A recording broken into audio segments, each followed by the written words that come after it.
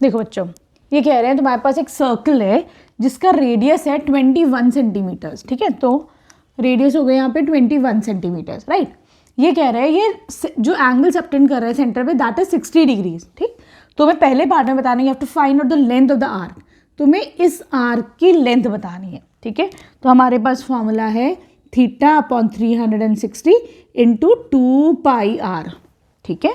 यहाँ पे देखो थीटा कितना है 60/360, 2 इंटू पाई 22/7, रेडियस कितना है 21, ठीक है। 0 से 0 जाएगा, ये हो जाएगा 6 टाइम्स, 2 3 जार 6, 3 7 जार 21, 7 से 7 गया, कितना आ गया बच्चों ये 22 सेंटीमीटर्स की ये तुम्हारी आर्क आ गई, ठीक। अब सेकंड पार्ट में क्या करना है, you have to find out the area of sector. Sector क्या होता है बच्चों, सेक्टर होता है जो रेडियस और जो आर्क मिलके बनाता है, ये वाला, दिस इज योर सेक्टर। तुम्हें इसका रेडियस फाइंड आउट, वो एरिया फाइंड आउट करना है, ठीक है। तो इसको हम इरेज कर देते हैं।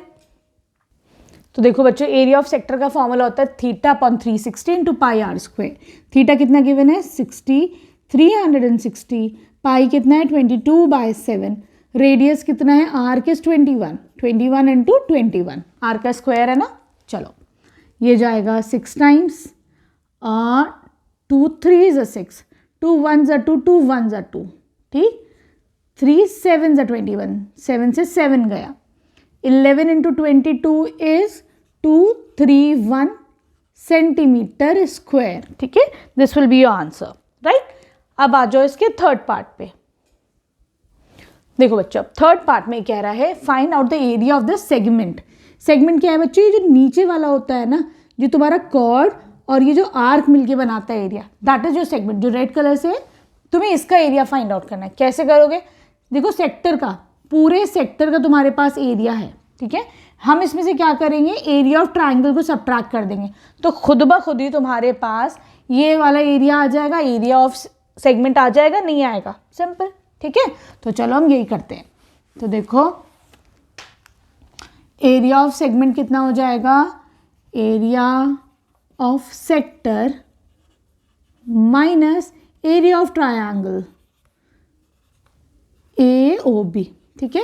एरिया ऑफ सेक्टर अभी कितना निकाला था हमने, 231 निकाला था ना सेकंड पार्ट में, तो 231। ये एक काम करते हैं बच्चों, पहले हमने एरिया ऑफ ट्रायंगल निकालते हैं, थोड़ा ज़्यादा लंबा प्रोसीजर है ना। तो देखो एरिया ऑफ ट्रायंगल AOB निकालो, ठीक है। कितना हो जाएगा ये, अब देखो यहाँ पर बच्चों ऐसे करके देखो, this is O, this is A and this is B। ये तुम्हारा एंगल है 60 डिग्रीज, ठीक है। तो देखो इसका एंगल A और एंगल B का सम कितना हो जाएगा, angle A plus angle B plus 60 degree कितना हो जाएगा 180। एंगल सम प्रॉपर्टी से तुम्हें ये 60 पता है, तो A प्लस B कितना हो जाएगा, angle A plus angle B हो जाएगा 180 माइनस 60 हो जाएगा 120, ठीक है। क्लियर है, दोनों का सम 120 आ रहा है। लेकिन तुम्हें पता है बच्चों, ये भी रेडियस है, ये भी रेडियस है, तो दोनों एंगल इक्वल हो गए, है ना। तो यहाँ पर angle A plus angle A is equal to 120, तो यहाँ से एंगल A कितना निकला 60 डिग्रीज। उसी तरीके से तुम्हें ये पता चल गया ये 60 है, तो ऑब्वियसली ये भी 60 है, एंगल B भी तुम्हारा 60 डिग्रीज है। तो हमेशा ख्याल रखना, अगर सेंटर पे तुम्हारा 60 डिग्री बन रहा है तो ये इक्विलेटरल ट्राइंगल ही होगा, ठीक है। This implies that triangle AOB is an equilateral triangle, ठीक है। सारे 60 के बन गए ना एंगल। चलो अब हम निकालते हैं इस ट्रायंगल का एरिया, ठीक है। तो देखो बच्चों यहाँ पर ये क्या हुआ है, एक इक्विलेटरल ट्रायंगल, तो हमें पता है एरिया ऑफ इक्विलेटरल ट्रायंगल क्या होता है, √3/4 साइड स्क्वायर, है ना। तो यहाँ पे देखो √3/4, साइड कितनी है यहाँ पे 21, तो 21 इंटू 21, ठीक है। √3 क्या होता है 1.732, ठीक है, डिवाइडेड बाय 4 इंटू 21 कितना होता है 441, ठीक है। क्लियर है बच्चों। अब क्या करेंगे हम, इन दोनों को ऊपर मल्टीप्लाई कर दो, ठीक है। तो ये तुम्हारे पास आ जाएगा 762.93, ठीक है, डिवाइडेड बाय 4, सही है।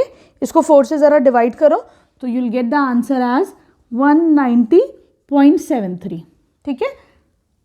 Centimetre square. ये क्या आ गया तुम्हारे पास, खाली अभी इस ट्रायंगल का एरिया है, इसका ख्याल रखना बच्चों, है ना।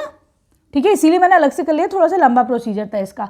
तो अब हमने इसका ये निकाल लिया। ठीक, अब हम क्या करेंगे, सिंपल सेक्टर में से इसको माइनस कर देंगे, आंसर आ जाएगा तुम्हारे पास। ठीक है, चलो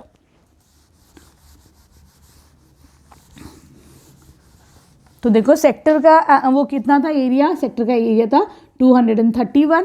ठीक है, इसका एरिया कितना था 190.735। ठीक है, सबट्रैक्ट करो ज़रा सा। चलो देखो ऐसे भी सबट्रैक्ट करना सीखो, डेसिमल लगाओ 1 2 3। जिन बच्चों को नहीं समझ, बहुत सारे बच्चे हैं जिनको डेसिमल की सबट्रैक्शन में थोड़ी सी प्रॉब्लम होती है, वो समझ ले। 10 में से 5 गया बचा 5, 9 में से 3 गया बचा 6, 9 में से 7 गया बचा 2, ये चला गया था ना आगे, तो 0 में से 0 गया 0, 12 में से 9 गया बचा 3, फिर हो जाएगा 1, सॉरी ये 13 ही रहेगा, है ना। 13 में से 9 जाएगा बचा 4 और 1। ठीक है, तो ये आंसर कितना आ जाएगा 140.265 सेंटीमीटर स्क्वायर। ठीक है, क्लियर है। Here we end this session. ठीक है, क्वेश्चन नंबर 6 अगली वीडियो में कराती हूँ। Thank you for watching Braino solutions.